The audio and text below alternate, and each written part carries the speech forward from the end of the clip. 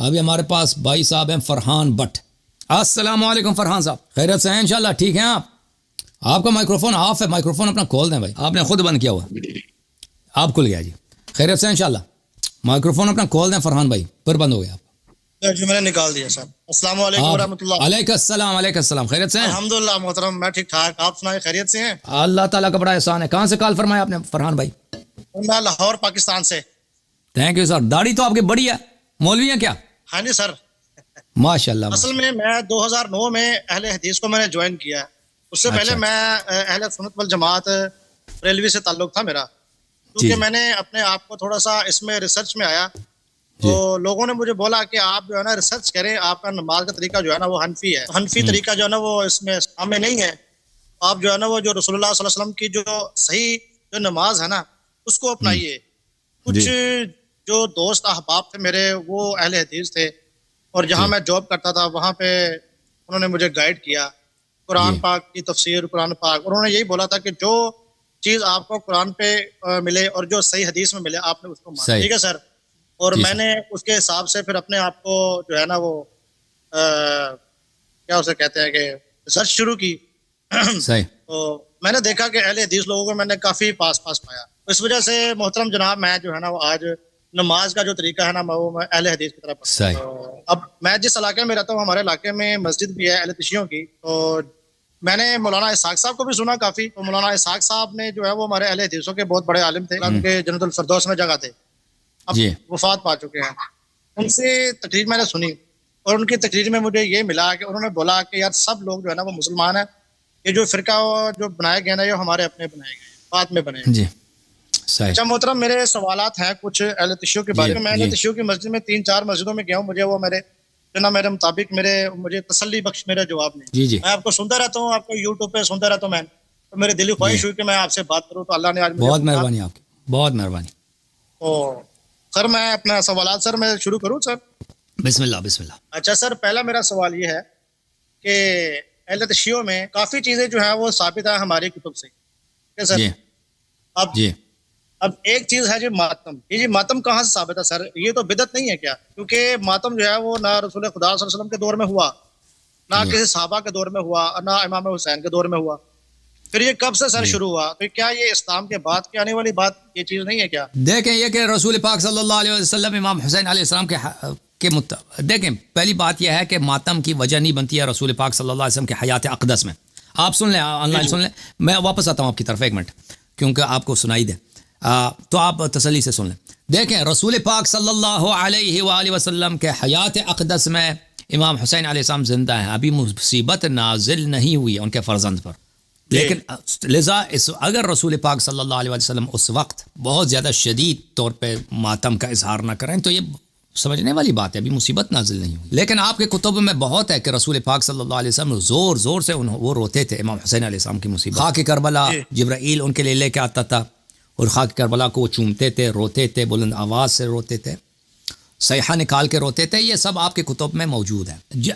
امام حسین علیہ السلام کی شہادت ہے سنہ 61 ہجری کو, رسول پاک صلی اللہ علیہ وسلم کی شہادت ہے سنہ 11 ہجری کو, یعنی بیچ میں 50 سال کا فاصلہ ہے, 50 سال کے پیریڈ ہے. تو اگر رسالت پناہ صلی اللہ علیہ وسلم کے حیات اقدس میں وہ سینہ زنی نہ کریں, سینہ کوبی نہ کریں, تو یہ سمجھنے والی بات ہے, کیونکہ ابھی مصیبت سے پہلے وہ کرنا مناسب نہیں ہے.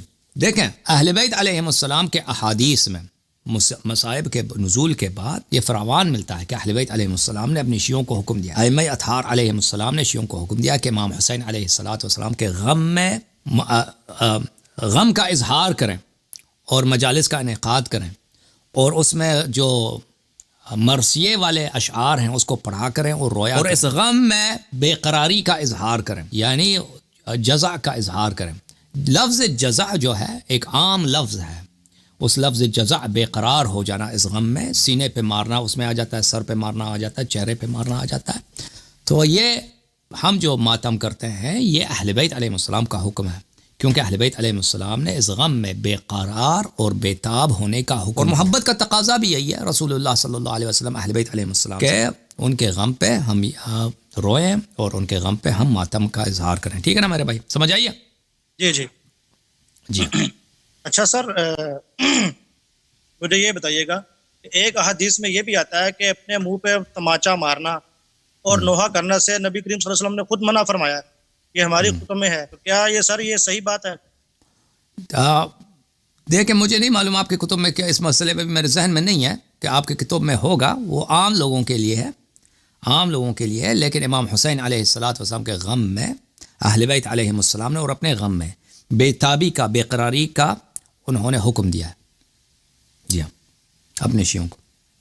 اور رسول اللہ صلی اللہ علیہ وسلم نے فرمایا اپنے امت سے کہ میرے بعد میرے اہل بیت علیہ السلام کی اتباع کرو. اور دیکھیں حضرت رسول صلی اللہ علیہ وسلم کے زمانے میں ابھی امام حسین علیہ السلام زندہ ہیں. وہ اپنے نانا کے پاس آتے ہیں، ان کے گود میں بیٹھتے ہیں، ان سے گفتگو کرتے ہیں. رسول اللہ صلی اللہ علیہ وسلم روزانہ ان کو چومتے ہیں. ابھی جو ہے نا ان کے حیات میں چہرے پہ مارنے کی کوئی بات ہی نہیں آتی ابھی. لیکن امت نے جو اہل بیت علیہ السلام کے ساتھ کیا ہے، رسول اللہ صلی اللہ علیہ وسلم کے اہل بیت کے ساتھ، ان کے بیٹیوں کے ساتھ، ان کے نواسوں کے ساتھ، ان کے نواسیوں کے ساتھ اسیر بنا کے کیا، تو یہ تو اس میں چہرے پہ مارنا، اس میں ہر قسم کا غم کا اظہار کریں وہ کم ہے. سمجھ آئیے بھائی؟ سر ایسے اسلام کو اگر دنیا دیکھے گی تو دنیا کہے گی نہیں کہ کیا یہ مسلمان جو ہے وہ کیا کر رہے ہیں، یہ کیا ہمیں دوسرے مذہب کے لوگ پاگل نہیں بولیں گے؟ یہ ہر سال جو ہے وہ آپ نے جو داڑھی رکھی ہے نا، جو داڑھی رکھی ہے، ابھی دوسرے لوگ دیکھیں گے آپ، وہ ڈر لگے گا نا ان کو. مطلب عورتیں پردہ بھی کرتی ہیں. ہماری عورتیں مغرب والے کیا کہتے ہیں؟ کہتے ہیں یہ وحشی لوگ قوم ہے، عورتیں ان کی پردہ کرتی. آپ جو ماہ رمضان کو روزے رکھتے ہیں، مغرب والے کیا کہتے ہیں؟ کہتے ہیں یہ آپ کی صحت کے لیے مضر ہے، آپ اتنی گرمی میں پانی نہیں پیتے سارا دن. ٹھیک ہے نا. ہم تو دیکھیں، ہم تو یہ کہ دوسرے کیا کہتے ہیں وہ اس سے کوئی کام کب یہ ملا کے بنا ہے. کافر جو کفر میں رہتے ہیں، جو جہالت میں رہتے ہیں، شراب پیتے ہیں، خنزیر کھاتے ہیں، ان کی فکر جو ہے شریعت کا معیار ہو. یہ کوئی بات ہوئی بھائی؟ ٹھیک ہے نا. ہم نماز پڑھتے ہیں، ان کی پرواہ نہیں کرتے کہ وہ کیا کہتے ہیں. ہم ماہ رمضان میں روزے رکھتے ہیں، پرواہ نہیں ہوتی کہ وہ کیا کرتے ہیں. ہماری بہنیں، ہماری مائیں، ہماری بیویاں جو ہیں وہ پردہ کرتی ہیں، ہمیں پرواہ نہیں. کافر کیا کہتے ہیں؟ یہ کوئی ملاک ہی نہیں، وہ برا کہیں. ہم داڑھی رکھتے ہیں بھائی، کافر کہتے ہیں کہ داڑھی اچھی نہیں لگتی، شیو کرو. اب پھر ہم شیو کر دیں. یہ کوئی بات ہی نہیں ہوئی نا کہ کافر کیا کہتے ہیں. اور پھر کافر برا نہیں کہتے اس بات کو. ہم ماتم کرتے ہیں نا کافر. اب ہندوستان میں دیکھیں نا کتنے ہندو آتے ہیں ہمارے شیعوں کے پروگرام میں، کتنے ہندو آتے ہیں بھائی. ہندو جو ماتم کرتے ہیں، سینہ زنی کرتے ہیں. اب ہندو سے پکا کافر تو دنیا میں کوئی ہے نہیں نا. ہندو آتے ہیں مجلس میں، امام حسین علیہ السلام کے لیے روتے ہیں، کیونکہ وہ اس مجلس میں وہ کرامت دیکھتے ہیں، معجزات دیکھتے ہیں، نور ان کو ملتا ہے اہل بیت علیہ السلام کی ذکر میں. بڑے بڑے شاعر ہیں ہندو، اہل بیت علیہ السلام کی شان میں شعر کہتے ہیں، نوحے پڑھتے ہیں، وہ روتے ہیں. مجلس ہوتی ہے ان کا باقاعدہ دستہ نکلتا ہے عزاداروں کا. لکھنؤ وغیرہ میں ہندوؤں کا دستہ نکلتا ہے، روزہ عاشور عزاداری کرتے ہیں. تو یہ بات کہنا کہ کافر برا کہتے ہیں، نہیں، کافر کوئی برا نہیں کہتا بھائی. ہم نے دنیا میں میں کافروں کے درمیان رہا ہوں، کرسچن وغیرہ میں نے بہت دیکھے، وہ کوئی نہیں کہتے. پوچھتے ہیں کہ یہ کیا ہو رہا ہے بھائی، پوچھتے ہیں. شیعوں کو جب دیکھتے ہیں نا کسی نے زنی ہو رہی، وہ تو لازمی بات ہے، یہ کیوں ایسا کر رہا ہے. برا نہیں کہتے کہ یہ بری بات ہے. جب ہم ان کو ایکسپلین کرتے ہیں کہ بھائی یہ ایسا واقعہ ہوا سنہ 61 ہجری کو کہ امام حسین علیہ السلام کے ساتھ، ان کے بچوں کے ساتھ، تو وہ بھی روتے ہیں اللہ کی قسم. کافر کو بھی ہم جب سناتے ہیں نا، کافر روتے ہیں بیچارے. کافر عورتیں، کرسچن وغیرہ، عیسائی روتے ہیں امام حسین علیہ السلام کے غم میں کہ ان کے ساتھ کیا ہوا ہے. رسول صلی اللہ علیہ وسلم کے نواسے. ہاں، تو یہ کہنا کہ وہ لوگ اس کو برا کہتے ہیں، یہ پہلی بات ہے. اگر برا کہہ بھی دے نا، یہ کوئی ملاک نہیں ہے. پھر وہ برا نہیں کہتے بھائی. ہاں، وہابی وغیرہ برا کہتے ہیں نا، وہابی سلفی لوگ جو ہے نا یہ برا کہتے ہیں، لیکن وہ معاویہ کی محبت میں، یزید کی محبت میں برا کہتے ہیں. اللہ یار صاحب، ایک اور سوال تھا میرا. جی. وہ چیزیں سر جس میں ہم اتفاق کرتے ہیں سر، ٹھیک ہے، میں نے بھی اتفاق کیا کیونکہ میں ریسرچ کی اب اس وقت تھوڑا سا اس میں آ گیا ہوں. جی. اور ریسرچ میرے یہاں تک پہنچے کہ ہمارے اہل تشیع بھائی بھی کافی چیزیں بالکل ٹھیک بولتے ہیں جو ہماری کتب سے مل رہی ہیں. تو اب کیونکہ ہماری کتب سے ثابت ہے، پھر آپ بھی انہی کا حوالہ دیتے ہیں، ہم مان جائیں. ٹھیک ہے نا سر؟ آپ ہماری کتب سے اس لیے حوالہ دیتے ہیں نا کہ ہم مانیں، کیونکہ وہ ہماری نظر سے کبھی گزری نہیں ہوتی. تو آپ اس کو ہائی لائٹ کرتے ہیں اور ہماری نظر میں جو ہے وہ پہنچ جاتا ہے. اب بعض اوقات ایسی احادیث بھی ہیں جو سر آپ کے عقیدے کے مطابق نہیں ہوتی، پھر آپ سر ان کو کیوں نہیں مانتے؟ آپ پھر ان کو بھی مانا کریں. تو آپ لوگ جو ہے نا خود بھی اپنے سارے احادیث کو نہیں مانتے نا. دنیا میں تو کوئی ایسا قوم نہیں ہے کہ وہ کہہ دے کہ دنیا میں جتنی احادیث ہیں سب کے سب احادیث کچھ صحیح ہیں کچھ جھوٹی ہیں. تو دیکھیں میرے بھائی، دیکھیں جو دنیا میں مسلمان جو نبی صلی اللہ علیہ وسلم کے نواسے کو قتل کر سکتے ہیں پیاسے اور تشنت دہن کے ساتھ، ان کا سر ذبح کر سکتے ہیں، اور پھر ان کا سر مبارک جو ہے نیزیب کے نوک پہ لگا کے ایک شہر سے دوسری شہر، دوسری تیسری شہر یہ لے جا سکتے ہیں علن. مسلمانوں نے کیا نا, کفار تو انہوں نے نہیں کیا. تو وہ نبی صلی اللہ علیہ وسلم پہ جھوٹی حدیث نہیں باندھ سکتے, جھوٹی حدیث نہیں باندھ سکتے. یہ کون سا مشکل کام ہے؟ جو نبی صلی اللہ علیہ وسلم کے نواسے کو قتل کر سکتے ہیں, وہ اپنی سیاست کے لیے ان کو ذبح کر سکتے ہیں, وہ ان کے پاس درباری ملا اتنے نہیں ہے کہ ایک دو نہیں ہزاروں کی تعداد میں اپنے مفاد کے لیے وہ احادیث بنوا دیں, بالخصوص وہ سیاسی احادیث اہل بیت علیہ السلام کا حق تلفی ہوتی ہو اور دوسروں کا جو حکومت ہے وہ صحیح بنتی ہو. بالکل ضرورت ہے, یہ تو ایک ضرورت ہے. ابھی آپ کے پاکستان میں جو سسٹم ہے, جو نظام ہے, جو حکومت ہے, وہ اپنے مفاد میں اخبارات میں وہ کتنے بیانات دلوا سکتا ہے. ان کے لیے کوئی مشکل ہے پاکستانی حکمرانوں کے لیے کہ اگر انہوں نے کوئی پالیسی اپنانی ہو تو اخبارات میں کسی سچی بات کو جھوٹ پہ کے طور پہ ظاہر کر دیں. روزانہ ہوتا ہی یہی ہے بھائی کہ میڈیا پہ کوئی ایسی بات کوئی ایسا کسی سے بیان دلوا دے یا کوئی ایسا کام کر دے جو جھوٹ ہے, سچ نہیں ہے, یا سچ کو کمرنگ کر دے, یا جھوٹ اور سچ کو ملا کے ایسا پروپیگنڈا کرے جو لوگوں کو غلط تاثر دیا جائے کسی بات کا. یہ تو بہت عام سی چیز ہے. لذا ہم آپ کے احادیث کو نہیں مانتے, ہم صرف صرف ان احادیث کو مانتے ہیں جو قرآن کے موافق ہے, جو اہل بیت علیہ السلام کے اقوال کے موافق ہے. آپ کی وہ احادیث جو قرآن اور اہل بیت علیہ السلام کے اقوال کے مخالف ہے, ہم ان کو نہیں مانتے. ٹھیک ہے نا, کیونکہ رسول اللہ صلی اللہ علیہ وسلم نے فرمایا کہ میرے بعد کس کی اتباع کرو؟ قرآن اور اہل بیت علیہ السلام کی. معیار سچ کا یہ ہے, سچائی کا معیار یہ ہے قرآن اور اہل. صحابہ نہیں ہے, صحابہ خود سچ بھی بول سکتے ہیں, جھوٹ, تابعین بھی سچ بھی بول سکتے ہیں, جھوٹ بھی بول سکتے ہیں. تو ان میں سچ اور جھوٹ کی پہچان کیا ہوگا؟ قرآن اور اہل بیت علیہ السلام کے ذریعے اس معیار, اس ترازو پہ ہم پرکھیں گے. قرآن کے مخالف ہے اس کو چھوڑ دیں گے, جو اہل بیت علیہ السلام کے اقوال سے مخالفت رکھتی ہیں وہ بھی چھوڑ دیں گے. صحیح ہے, یہ ہے. مزید فرحان بھائی. محترم میرا اگلا سوال کہ اگر سر جائز ہے لیکن ہماری کو تم اجازت کی بات ہو ایک وقت میں, لیکن اس چیز میں آپ نے ایک ویڈیو دیکھی, اس میں اپنے حوالہ جات تو دیا تھا امام مسلم سے, اتقاء سے, لیکن اسی کی اس میں 2-4 آیات اس کو ساری عمر کے لیے وہ منع کر دیا سر, وہ والی حدیث. مطلب میرا سوال یہ ہے کہ اگر متع کی اجازت کیا آج بھی ہے, کیا آج بھی انسان کر سکتا ہے؟ ہمارے نزدیک تو متع جو ہے نہیں ہے, لیکن جو ہے نا اس کے مسئلے میں متع آج بھی کر سکتے ہیں.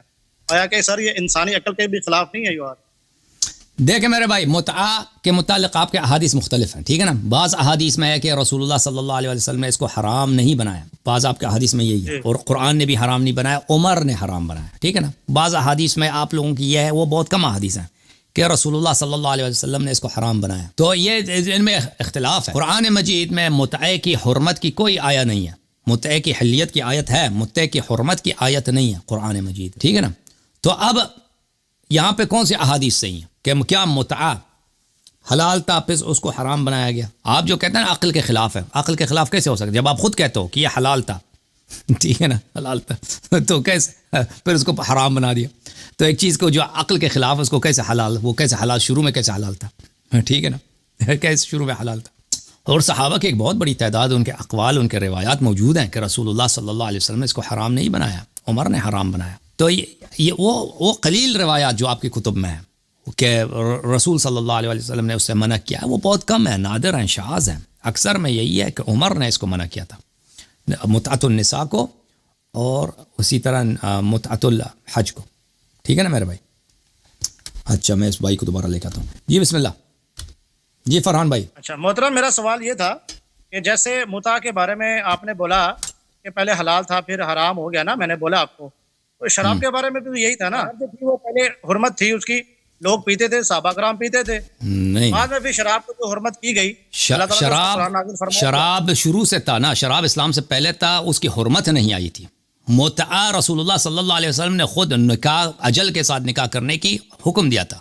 ٹھیک ہے نا, اجل تعین کر کے, مدت تعین کر کے نکاح کرنے کا نبی صلی اللہ علیہ وسلم نے حکم دیا تھا, تشریع کیا تھا. تو شراب اس طرح نہیں تھا کہ شراب نہیں تھا, پیغمبر صلی اللہ علیہ وسلم نے اس کو حلال کر دیا پھر حرام کر دیا, اس طرح تو نہیں ہے. شراب تو شروع سے تھا, اسلام سے پہلے شراب لوگ پیتے تھے, رسول اللہ صلی اللہ علیہ وسلم نے اس سے منع نہیں فرمایا کچھ مدت کے لیے, پھر منع فرمایا. ٹھیک ہے نا. متع کا کیا ہے؟ متع اس طرح ہے, متع رسول اللہ صلی اللہ علیہ وسلم نے جب صحابہ, یہ مسلم کی حدیث ہے کہ صحابہ نے جب شکایت کی کہ ہمارے پاس نہیں ہے, عورتیں نہیں ہیں, تو رسول صلی اللہ علیہ وسلم نے ان سے کہا کہ تم نکاح کرو ایک مدت کے لیے, ایک ٹائم کے لیے, ایک پیریڈ کے لیے. میں آپ کو دکھا دیتا ہوں, ان دو چیزوں میں بڑا فرق ہے, ان دو باتوں میں. یہ دیکھو صحیح مسلم ہے, چاپ دار الفکر, کتاب النکاح, باب نکاح المتعہ, نکاح متعہ کی باب میں. دیکھیں عبداللہ کیا کہہ رہا ہے, عبداللہ ابن مسعود رضی اللہ عنہ كنا نغزو مع رسول اللہ صلی اللہ علیہ وسلم، ہم رسول پاک صلی اللہ علیہ وسلم کے ساتھ جہاد پہ جاتے تھے. لیس لنا نساء، ہمارے پاس عورتیں نہیں ہوتی تھی. فقلنا لا نستخصی، ہم خسی کر لیتے اپنے آپ کو، کاسٹریٹ کر لیتے ہیں. فنہانا عن ذلك، رسول صلی اللہ علیہ وسلم نے ان سے منع کیا. ثم رخص لنا ان ننكح المرأة بالثوب الى اجل، پھر فرمایا کہ تم کسی عورت کے ساتھ نکاح کر لو، اس کو کچھ پیسے دے دو، ایک کپڑا دے دو اس کو، الى اجل، ایک مدت تک. اس طرح نہیں ہے کہ نکاح متعہ پہلے سے تھا پھر رسول صلی اللہ علیہ وسلم نے منع کیا، نہیں، نکاح متعہ نہیں تھا، رسول پاک صلی اللہ علیہ وسلم نے اس کی تشریح فرمائی کہ تم اس طرح سے نکاح کرو. ٹھیک ہے، اس طرح سے نکاح کرو. اس میں اور شراب کے حکم میں بڑا فرق ہے. تو یہ اگر عقل کے خلاف ہوتا تو پیغمبر صلی اللہ علیہ وسلم اس کی حکم نہ دیتے کہ تم اس طرح کرو. ثم قال، پھر عبداللہ ابن مسعود نے ثم قرأ عبداللہ ابن مسعود نے اس آیت کی تلاوت کی، یا ایھا الذین آمنوا لا تحرموا طیبات ما احل اللہ لکم ولا تعتدوا، اے ایمان والو وہ پاک چیزیں جو اللہ نے حلال بنائے اس کو حرام نہ کرو اور حد سے تجاوز نہ کرو. ان اللہ لا يحب المعتدین، جو لوگ حد سے تجاوز کرتے ہیں اللہ تعالیٰ ان سے پیار نہیں کرتا اور اللہ تعالیٰ ان سے محبت نہیں کرتا.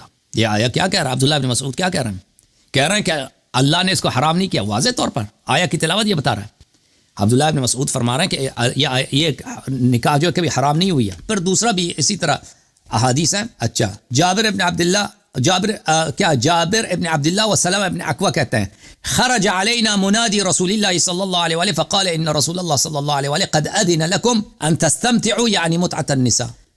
رسول پاک صلی اللہ علیہ وسلم کی جانب سے منادی آیا، جو شخص پروکلیم کرتا ہے یعنی بلند آواز میں چیخ کے اعلان کر رہا ہے نا، اعلان کرنے والا، جارچی بولتے تھے اس کو.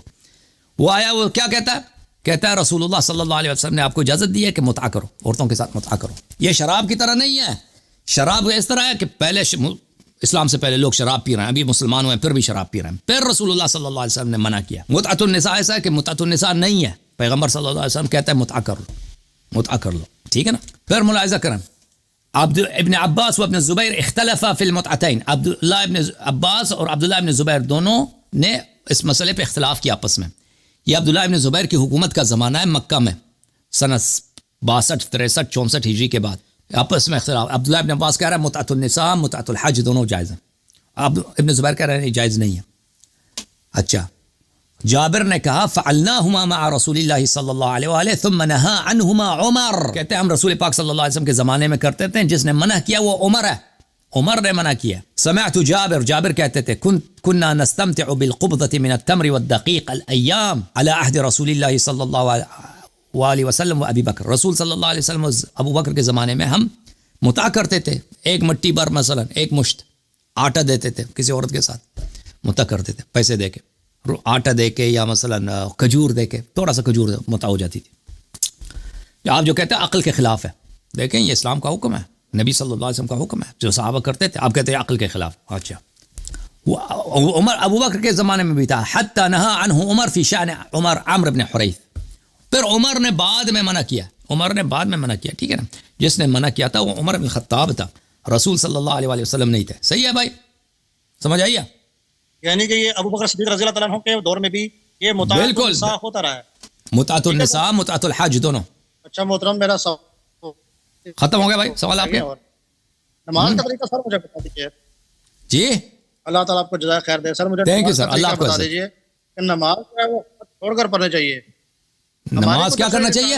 حوالہ ہے تو وہ نماز کیا کرنا چاہیے، نماز کا طریقہ جو ہے مجھے سمجھ نہیں آیا. نماز کا طریقہ کیا ہوا؟ آواز آ رہی ہے؟ ہاں، کہہ دیں نماز کا طریقہ کیا ہوا بھائی؟ ہاتھ چھوڑ کر جو ہے اس کا کسی حدیث میں نہیں ہے کہ ہاتھ پہ ہاتھ ڈال کے نماز رسول صلی اللہ علیہ وسلم پڑھتے تھے. کسی حدیث میں نہیں ہے، آپ کے اپنے کتابوں میں، ٹھیک ہے نا، آپ کے کتابوں میں نہیں ہے، صرف ایک روایت نہیں ہے، نہیں کسی روایت میں نہیں. سنن نسائی میں نے وہ ضعیف ہوگی، کسی صحیح حدیث میں نہیں. صرف وہ حدیث ہے کہ دیکھیں میں آپ کو دکھا دیتا ہوں کہ آپ کے ہاں جو حدیث ہے كنا نؤمر، کہ ایک روایت میں ہے کہ ہمیں حکم ملتا تھا، اس میں یہ نہیں کہ پیغمبر صلی اللہ علیہ وسلم یہ کام کرتے تھے. میں آپ کو روایت دکھا دیتا ہوں. نسائی کی کون سی حدیث ہے بھائی کہ پیغمبر صلی اللہ علیہ وسلم ہاتھ باندھ کے نماز پڑھتے تھے؟ امام مسلم میں ہے اور سنن نسائی میں نے پڑھا ہے. نہیں ہے، نہ مسلم میں ہے نہ نسائی میں. غالباً حدیث نمبر 759 یا 753 غالباً اس طرح کر کے ایک ضعیف حدیث وہ بھی ہے نا، جیسے حضرت علی سے مروی ہے، انہوں نے ہاتھ جو نا دائیں ہاتھ کو بائیں ہاتھ کے اوپر رکھا اور ناف پر رکھا. وہ تو خود حضرت علی سے روایت ہے، لیکن وہ ہمارے ہاں جو ہے وہ ضعیف. لیکن جو صحیح حدیث ہے وہ ہاتھ سینے پہ ہاتھ باندھنے والی ہے. دیکھیں مطلب وہ یہی ہے میں آپ کو دکھا دیتا ہوں کہ مالک خود کہتے ہیں، امام مالک کہتے ہیں یہ سنت ہی نہیں ہے. اگر کوئی ایسی حدیث ہوتی ہے تو وہ نہیں کہتے. آپ سے غلطی ہو گئی ہے. دیکھیں امام مالک کو دیکھیں نا، امام مالک جو ہے نا وہ حجت تو نہیں ہو سکتے نا رسول خدا کے. نہیں وہ دیکھیں وہ ہم نے کوئی پاگل تو نہیں ہے نا. جب کہہ رہے ہیں یہ سنت ہی نہیں ہے، حدیث نہیں ہے، تو پھر میری بات صحیح ہے کہ اس میں کوئی حدیث نہیں ہے. آپ کہہ رہے ہیں حدیث ہے.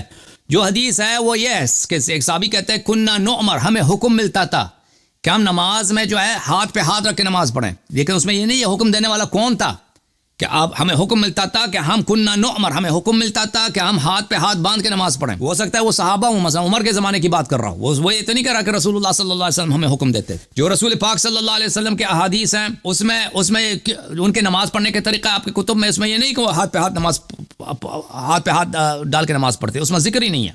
اسی لیے دیکھیں میں آپ کی خدمت میں عرض کروں، یہ المدونہ، ایک منٹ بھائی، المدونہ الکبریٰ، یہ کتاب ہے المدونہ الکبریٰ لمالک ابن انس، چاپ دار الکتب العلمیہ. دیکھیں الاعتماد فی الصلاۃ والاتکاء وضع الید علی الید، صفحہ نمبر 169 ہے. اس میں کیا فرماتے ہیں مالک؟ وقال مالک سے کسی نے پوچھا فی وضع الیمنى علی الیسرى فی الصلاۃ، کہ ایک ہاتھ کو دوسرے ہاتھ پہ نماز پہ رکھیں. قال لا اعرف ذلك فی الفریضہ، کہتا ہے مجھے یہ نہیں معلوم، مجھے کوئی ایسی حدیث سنت نہیں ملی کہ نماز فریضہ میں ایسی چیز ہوتی ہے. وکان یکرہ، اس کو یہ بات جو ہے اس سے کراہت رکھتا تھا کہ کوئی ہاتھ پہ ہاتھ نماز رکھے نا. اگر اس کے پاس کوئی حدیث ہوتا تو یہ تو نہیں کہتا تھا کہ لا اعرفہ فی الفریضہ، مجھے پتہ ہی نہیں کہ فریضہ میں ایسا ہوتا ہے. ولكن في النوافل اذا طال القيام فلا باس بذلك يعين به نفسه، اس نے کہا کہ نوافل میں اگر نوافل بہت لمبی ہو جائے، انسان کو تکاوٹ ہو، تو اپنی تکاوٹ دور کرنے کے لیے بھائی وہ ہاتھ کو ہاتھ پہ رکھ کے وہ یہ کر سکتا ہے. وہ بھی کوئی سنت نہیں ہے، تکاوٹ دور کرنے کے لیے وہ جائز ایسا کر، یہ اس نے کہا، یہ اس کا فتویٰ ہے. تو یہ کیسے ہو سکتا ہے کہ یہ حدیث ہو؟ یہ شرح صحیح بخاری لابن بطال، جزء ثانی، چاپ مکتبۃ الرشد، صفحہ نمبر 358 میں. ورأت طائفۃ ارسال الیدین فی الصلاۃ، کہتے ہیں اکابر کا ایک صحابہ تابعین کا ایک جماعت ہے کہ وہ نماز ہاتھ کھول کے پڑھتے تھے. روی ذلک عن ابن الزبیر، عبداللہ ابن زبیر سے، حسن بصری سے، سعید ابن مسیب سے. ورأى سعید ابن جبیر رجلا يصلي واضعا يمينه على شماله فذهب فرق بينهما. سعید ابن جبیر جو اتنا بڑا محدث ہے بخاری مسلم میں اور اتنا بڑا مفسر ہے، ابن عباس کا شاگرد ہے، اس نے دیکھا ایک شخص ہاتھ پہ ہاتھ رکھ کے نماز پڑھا، وہ چلا گیا اس کے ہاتھ کو ہٹا دیا، ایک دوسرے سے ہٹا دیا، ہاتھ کھول دیا اس کے. اور یہ بھی مالک سے روایت کرے لا احبه في المكتوبه ولا باس به في النوافل من طول القيام. مالک نے بھی یہ کہا کہ مجھے یہ پسند نہیں ہے کوئی ہاتھ پہ ہاتھ رکھ کے نماز پڑھے، اور اگر نوافل میں کوئی کرنا چاہے کہ اگر وہ تھک گیا ہے تکاوٹ دور کرنے کے لیے ہاتھ پہ ہاتھ رکھے تو کوئی بات نہیں ہے. یہ تو بہت ساری کتابوں میں، ٹھیک ہے نا. تو اب آپ کہہ رہے ہیں کہ آپ کے پاس حدیث ہے، آپ کا اپنا عالم جو مالک ہے وہ کہہ رہا ہے کہ ایسی کوئی حدیث نہیں ہے.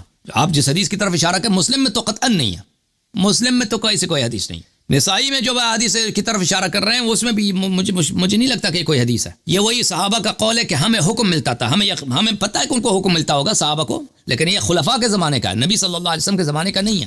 نبی صلی اللہ علیہ وسلم کا جو نماز ہے نا وہ آپ کی کتابوں میں موجود ہے. مثلا یہ کتاب ہے المستدرک علی الصحیحین للحاکم، چاپ دار الفکر جزء اول، یہاں پہ دیکھیں صفحہ نمبر 815، حدیث نمبر 815، صفحہ نمبر 326، حدیث صحیح علی شرط الشیخین، شرط شیخین صحیح ہے. 815 اس نے بھی کہا، ذہبی نے بھی کہا علی شرطہما، بشرط بخاری مسلم، یہ حدیث صحیح ہے. رسول اللہ صلی اللہ علیہ وسلم نے کہا کہ انہا لا تتم صلاة احد حتى يسبغ الوضوء كما امرہ اللہ عز وجل، کسی شخص کی نماز نہیں ہوتی مگر یہ کہ وہ اچھی طرح سے وضو بنائے، صحیح وضو بنائے جس طرح اللہ نے حکم دیا. اچھا وہ کیسا وضو ہے؟ یغسل وجهه ويديه الى المرفقین، اپنا چہرہ دھولے اور اپنے ہاتھ کوہنیوں کے ساتھ دھولے. وَيَمْسَحُ رَأْسَهُ وَرِجْلَهُ إِلَى الْكَعْبَيْنِ، اور اپنے سر کو مسح کرے اور اپنے دونوں پیروں کو کعبین تک، یعنی پشت پا، وہ جو پشت ہوتی ہے نا، پیٹھ ہوتی ہے، وہاں تک مسح کرے، پیروں کی اور سر کی مسح کرے. اچھا ثم يكبر، پھر اس کے بعد نماز میں پہلے تکبیرۃ الاحرام، ويحمد الله ويمجده، اللہ کا حمد و ثنا بیان کرے. ويقرأ من القرآن ما أذن له الله له فيه، اور جو سنت ہے کہ قرآن پڑھنا حمد سورہ وہ پڑھ لے. ثم يكبر ويركع، پھر تکبیر کہہ دے اور رکوع کر لے. کہاں ہے اس میں ہاتھ باندھنا؟ کہاں ہاتھ باندھنا؟ جب رکوع کرتا ہے وَيَضَعْ كَفَّيْهِ عَلَى رُكْبَتَيْهِ، جب وضو کرتا ہے تو رکوع کرتا ہے تو دونوں ہاتھوں کو، ہتھیلیوں کو اپنے گھٹنوں پہ رکھ دے. پھر وہ سجدہ وغیرہ کا طریقہ کار بتا لیتے ہیں نا. تو اس میں ہاتھ باندھنے کا کہاں پر ہے؟ ہمیں تو کہیں نظر نہیں آیا آپ کی کتابوں میں. کیونکہ میں نے سب دیکھا، میرے وقت اس وقت ذہن میں جو ہے نا وہ حوالہ جات جو ہے نا میرے مائنڈ میں اس وقت نہیں ہے، کیونکہ میں نے پڑھا ہوا ہے. لیکن زیادہ تر احادیث جو ہے نا، اصل جو بات جو تھی نا وہ حضرت ابو بکر صدیق کے جو فرزند تھے ان کے بارے میں نے سنا ہے کہ وہ ہاتھ چھوڑ کر نماز پڑھا کرتے تھے, ٹھیک ہے نا, ان کے وہ حوالہ آپ کے ذہن میں ہے, کائنڈلی مجھے دے دیجیے ذرا. مجھے تو یاد نہیں پڑتا بھائی کہ یہ آپ کی کتابوں میں نے جو دیکھا تھا وہی ہے کہ حدیث صحیح ہے آپ کے, مجھے بہت سال پہلے کی بات ہے, ابھی میرے ذہن میں نہیں وہ کس کتاب میں تھا, اس میں یہی تھا کہ وہ ہاتھ پر ہمیں حکم ملتا تھا, صحابی کہتا ہے, لیکن وہ نہیں کہتا کہ ہم حکم دینے والا کون تھا, ٹھیک ہے نا, ہمیں حکم ملتا تھا کہ ہاتھ پہ ہاتھ رکھ کے نماز پڑھیں. رسول صلی اللہ علیہ وسلم سے آپ کے کتابوں میں نے کہیں تو نہیں دیکھا, ہو سکتا ہو, مجھے بہرحال مجھے جو یاد پڑتا ہے وہ نہیں ہے, کوئی حدیث نہیں ہے. چلو مان لیتے ہیں آپ کی بات کو. جی اچھا محترم, میرا ایک آخری اب سوال یہ ہے, جی آپ لوگ جو صحابہ کرام کو برا کہتے ہیں, لیکن اگر یہ سوچیں کہ وہ لوگ اتنے برے تھے, انہوں نے قرآن پاک میں کوئی حرف برابر بھی کوئی تبدیلی نہیں کی, اگر وہ برے ہوتے تو اپنے دور حکومت میں کر سکتے تھے یا نہیں؟ دیکھیں نا, ایک سوال پیدا ہوتا ہے نا مائنڈ. کیا سوال ہے؟ اگر وہ برے تھے تو ان کو دور حکومت ملا, ان کو آپ لوگ برا بلا کہتے ہیں, تو قرآن پاک میں تو کوئی حرف بحرف کوئی ایسی کوئی غلطی نہیں کوئی, کیونکہ جو چوری کرتے تھے ان کے ہاتھ بھی کٹے, زکوٰۃ بھی لوگوں نے دی, ہر طرح کے معاملات ٹھیک گزرے.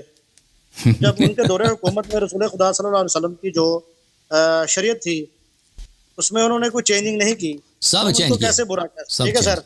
اور دوسرا سوال میرا یہ تھا اسی کے اندر, اسی حوالے سے ہی, کہ دیکھیں اگر تو کافر تو نبی پاک صلی اللہ علیہ وسلم نے بھی کبھی نہیں کہا ان کو, ٹھیک ہے, اگر کافر تھے تو اللہ کو معلوم ہے اس بارے میں, ہمیں تو نہیں معلوم, ہم نے دیکھا نہیں, نہ آپ لوگوں نے کبھی دیکھا ان کی زندگی.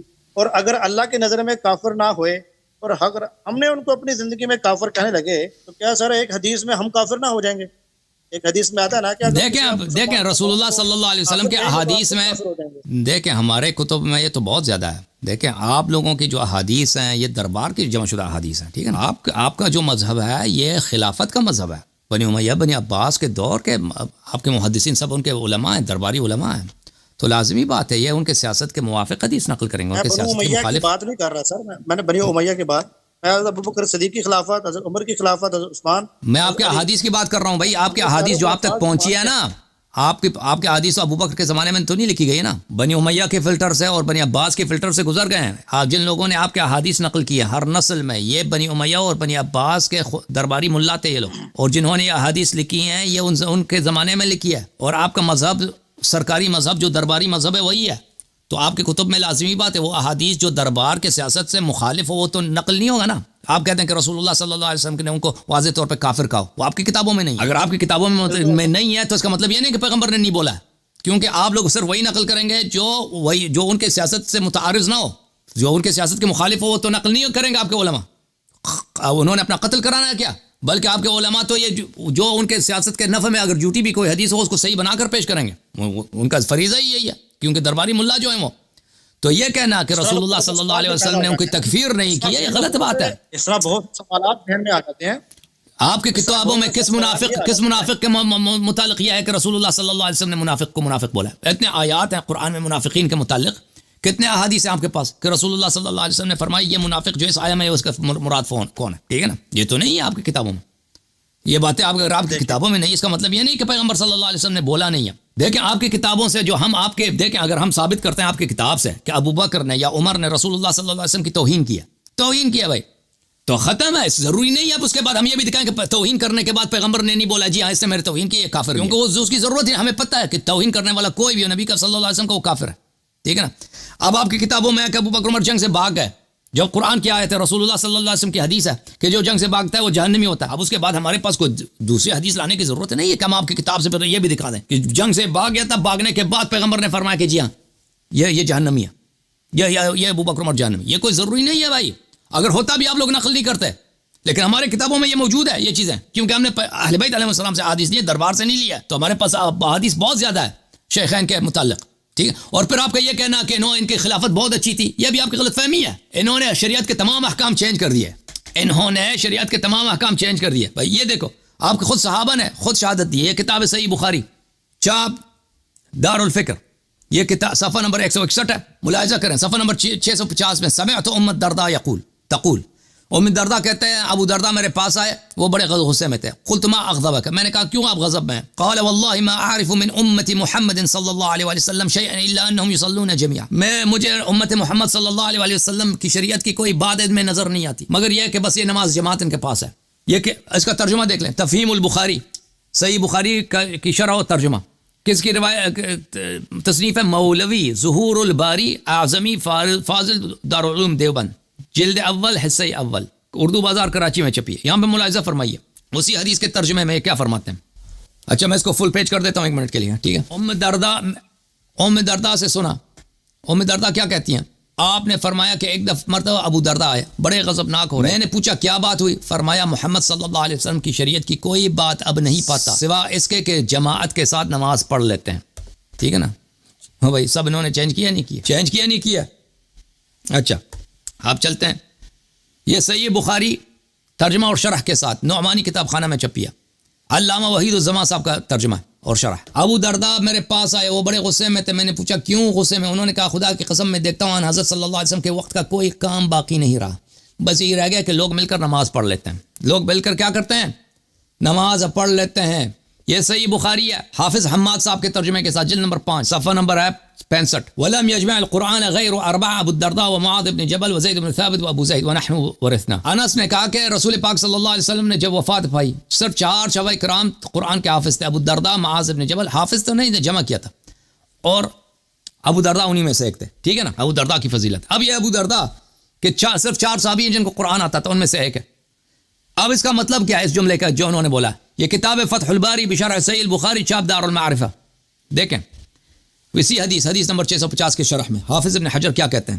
یرید من امت محمدا شیئا لم يتغیر عما كان علیہ الا الصلاة فی الجماعہ. میں رسول صلی اللہ علیہ وسلم کی امت میں کوئی شریعت کی ایسی بات جس کو لوگوں نے چینج نہیں کیا، نہیں پاتا سوائے کہ بس یہ لوگ جماعت میں نماز پڑھتے ہیں.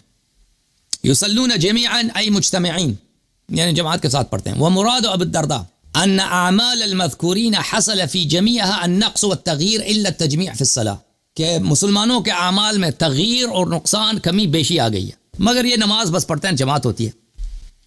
ٹھیک ہے نا؟ اور یہ کس زمانے کے بعد؟ وکان ذلک فی اواخر خلافت عثمان.